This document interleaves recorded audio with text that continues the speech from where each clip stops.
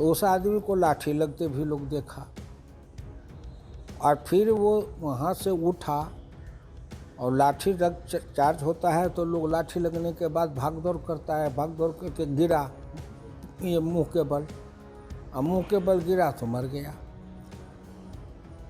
तो ये कहते हैं कि लाठी लगने से नहीं हुई तो बतावेंगे ना डॉक्टर कि किस कारण से मौत हुई, किसी की जिंदगी तो दे नहीं सकते।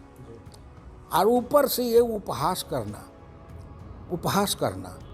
और सोशल मीडिया पर आरजेडी के बहुत लोग जो कमेंट लिखते हैं उसमें लिखते हैं हाँ कि तेल पिलावल लाठी से भेंट हो गई ना। इसका मतलब वो लिख रहा है तो आरजेडी के लोगों की मेंटेलिटी कि तेल पिलावन लाठी से भेंट हो गई ना। नमस्कार, न्यूज़ फाउंडेशन देख रहे हैं आप। मैं हूं आपके साथ धीरज सिंह। कल पटना में बीजेपी के प्रदर्शन में हुए प्रशासन द्वारा लाठी चार्ज को लेकर लगातार बीजेपी गलत बता रही है। हमारे साथ है बीजेपी के वरिष्ठ नेता हुकुमदेव नारायण यादव जी। सर, कल पटना में जो प्रदर्शन हुआ उसमें पटना प्रशासन की ओर से जो लाठी चार्ज की गई, दावा है कि जो जहानाबाद के जिला महामंत्री हैं उनकी मृत्यु लाठी चार्ज के कारण हुई। क्या कहेंगे? पहले तो देखिए, आजकल जो है वो तत्काल अनेकों सोशल मीडिया वाले लेते रहते हैं। तो जो कुछ भी देखने में आया, मैं भी देखा हूँ टीवी में, सोशल मीडिया का फोटो सब जो मेरे साथियों ने भेजा है, तो उस आदमी को लाठी लगते भी लोग देखा और फिर वो वहाँ से उठा और लाठी चार्ज होता है तो लोग लाठी लगने के बाद भाग दौड़ करता है, भाग दौड़ करके गिरा ये मुंह के बल, और मुंह के बल गिरा तो मर गया। तो ये कहते हैं कि लाठी लगने से नहीं हुई तो बतावेंगे ना डॉक्टर कि किस कारण से मौत हुई। कारण तो कोई बतावेंगे। अगर वो कहेंगे कि नहीं हार्ट अटैक था या ब्रेन हेमरेज हो गया तो क्यों हुआ, वो तो नौजवान था, स्वस्थ था। ऐसे बहुत लोगों को बेरहमी से लाठियां लगी है, सर फटा है। मेरा भी वो डॉक्टर अशोक कुमार यादव सब था, उन लोगों को भी 2-4 डंटा करके लगा सबको। कोई एमपी एमएलए थे, सबको लगा। और महिलाएं, कई महिलाएं थी जिनके सर फटे हैं। 100-150 लोग घायल हुए हैं। तो एक तो लाठी चलाने का कोई कारण होना चाहिए, आंसू गैस चलाने का कोई कारण होना चाहिए, पानी का जो चलाता है उसके चलाने का कारण होना चाहिए, और फिर गोली चलाने का भी कोई कारण होना चाहिए। जुलूस तो शांतिपूर्ण था। अब ये गलत का कोई कह रहे हैं कि ये प्रदर्शनकारी थे, उन्होंने मिर्च फेंक दिया पुलिस पर, तो पत्थर वहाँ न रोड़ा है न पत्थर फेंका था तो नीचे रहता ना। तो देखो धीरज, जब आदमी शासन चलाने वाले लोग मदान्ध हो जाते हैं और जो राजनीतिक दल के लोग जो शासन में रहते हैं वो जब अपने सत्ता के मद में अंधे हो जाते हैं तो प्रशासन के लोग वही करते हैं जो वो चाहते हैं। पर 1964 की 65 में पटना के गांधी मैदान में भयंकर लाठीचार्ज हुआ था। उस समय कृष्णवल्लभ सहाय जी मुख्यमंत्री थे।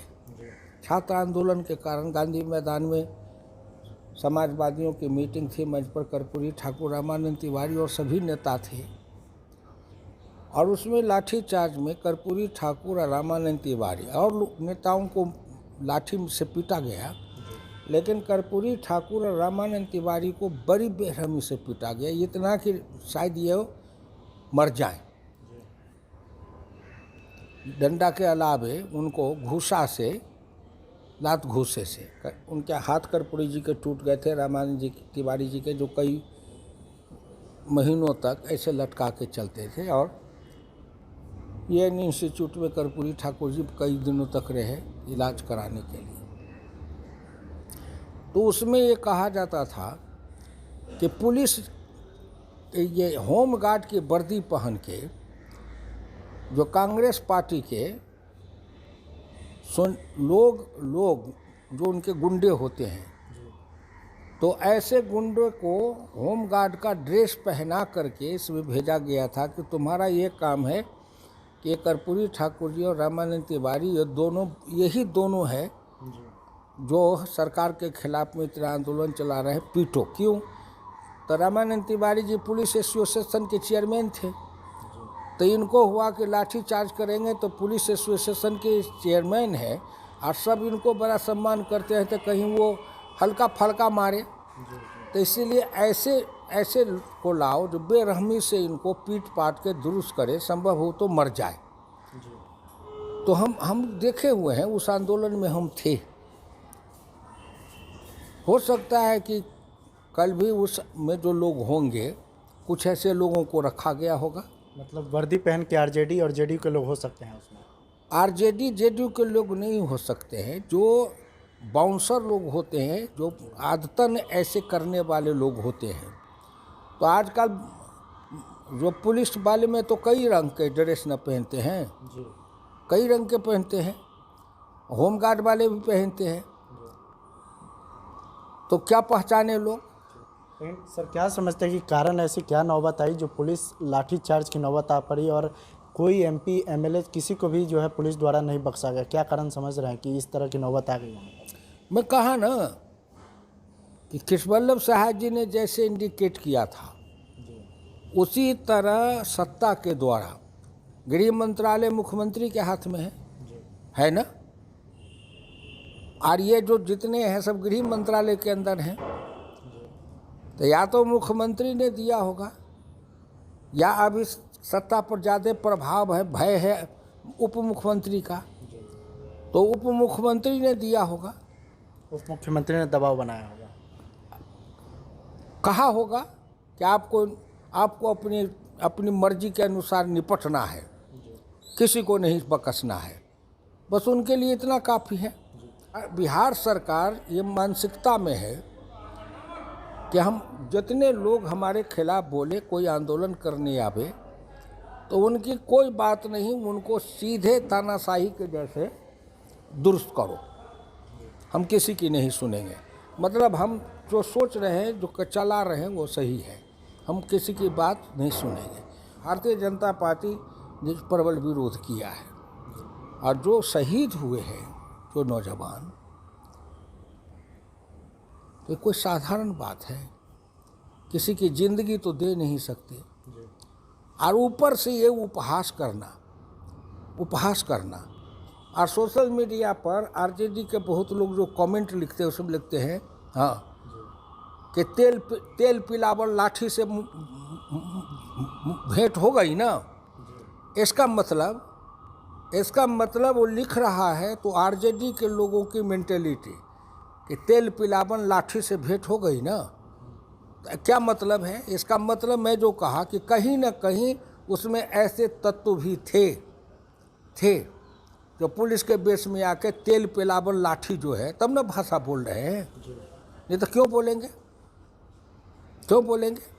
और वो आरजेडी के प्रवक्ता कल एक टीवी पर इस पर चौरसिया जिस टीवी चलाते हैं, दीपक चौरसिया, उस पर कोई तिवारी हो कह रहे थे हाँ कि वो आदमी का तो रिपोर्ट आया है कि वो लाठी खाने से नहीं मरा है, और दिखाई पड़ रहा है कि वो गिरा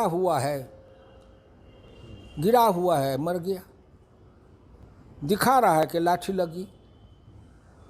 अब इस सब का मान लो कि कितनी क्रूरता है कि उसमें मर गया, किसी के कारण न हो तो मृत्यु के बाद लोग एक सहानुभूति तो जताते हैं ना, संवेदना हमारी भारतीय संस्कृति है। लेकिन किसी की मृत्यु हो जाए किसी कारण, हम राजनीतिक विरोधी भी हो, तो मरने वाले के प्रति लोगों के मन में संवेदना और सम्मान तो रहना चाहिए। जब नौजवान आदमी है, शादी हुई होगी, बाल बच्चा होगा, माँ बाप होंगे, तो कितनी शर्मनाक घटना है, निंदनीय है, अफसोस है।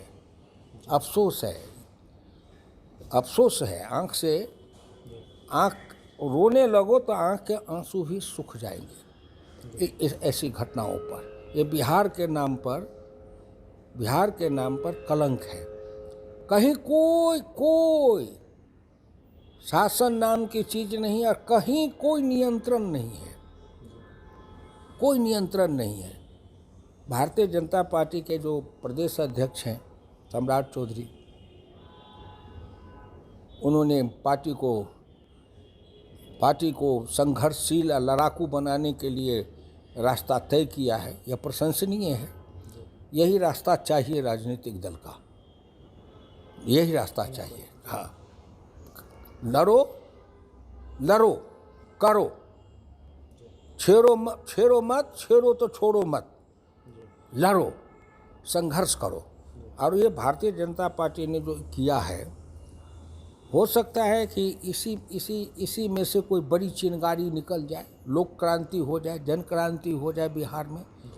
कौन जानता है, ये घमंड में लोग न रहें। लेकिन जो भी हुआ है धीरज, वह बिहार के युवा वर्गों को, बुद्धिजीवियों को, पढ़े लिखे लोगों को और प्रशासन में भी जो लोग प्रशासन में भी हैं, उन लोगों को भी आत्मचिंतन करना चाहिए, आत्ममंथन करना चाहिए, आत्मनिरीक्षण करना चाहिए कि क्या वहाँ पर कल जो घटना हुई है वो घटना उचित है। जो कुछ भी हुआ है दर्दनाक है, शर्मनाक है। आरजेडी नीतीश के साथ साथ जो कांग्रेस और वामपंथी जुड़े हुए हैं, ये कांग्रेस और वामपंथी वाले का जो राष्ट्रीय स्तर पर और अंतर्राष्ट्रीय स्तर पर जो भाजपा और नरेंद्र मोदी के खिलाफ जो षड्यंत्र चल रहा है, उसी षड्यंत्र के शिकार वहाँ भी सरकार हुई है कहीं न कहीं। और भारत सरकार को भी अपने तंत्र से गहराई से इसकी जांच करनी चाहिए कि बिहार में ये जो ISI है, आतंकवादी हैं, इन आतंकवादियों के भी अलग अलग रूप में कार्रवाई जारी हुई है। और उस जारी करके हो सकता है कि ये पटना की घटना का उन्होंने रिहर्सल किया है। आगे कोई बहुत बड़ी घटना बिहार में हो सकती है और रास्ते पैरे भारतीय जनता पार्टी के नेताओं की हत्या भी की जा सकती है। इसमें कोई मुझे शंका नहीं है। जब आदमी पागल हो जाता है तो पागल का कोई ठिकाना होता है। और जो लोग घायल हुए हैं, मैं उनको अपने तरफ से संवेदना प्रकट करता हूं। जो परिवार के मृत्यु हुई है उनके प्रति भी श्रद्धांजलि उस नौजवान को देता हूं, दुख प्रकट करता हूं, उस परिवार के प्रति संवेदना प्रकट करता हूं। और इतना जरूर कहता हूं कि जिधर जवानी चलती है उधर जमाना चलता है। तलवार की धारों पर चलकर इतिहास नया तब बनता है। दिनकर ने कहा, आग हथेली पर लगाकर सिर का हविष चढ़ाना, सूर धर्म है जग में अनुपम बलि का पाठ पढ़ाना। तो उस नौजवान का बलिदान निरर्थक नहीं जाएगा। उसी के बलिदान से, उसी की चिता की से जो अग्नि निकलेगी, उसी अग्नि में बिहार का अन्याय, अत्याचार, जुल्म, जातिवाद, संप्रदायवाद, भ्रष्टाचारवाद जो कुछ भी है वो जल के राख होगा। और उसी के चिता पर से एक कमल खिलेगा जो संपूर्ण बिहार नहीं भारतवर्ष को एक नया सुगंध दे सकता है। हो सकता है ईश्वर की यही लीला हो। इसलिए उसके कुर्बानी को मैं श्रद्धांजलि अर्पित करके कोटि-कोटि नमस्कार करता हूँ। बहुत बहुत धन्यवाद। यह भाजपा के वरिष्ठ नेता हुकुमदेव नारायण यादव। दिल्ली से न्यूज़ फॉर नेशन के लिए मैं धीरज सिंह।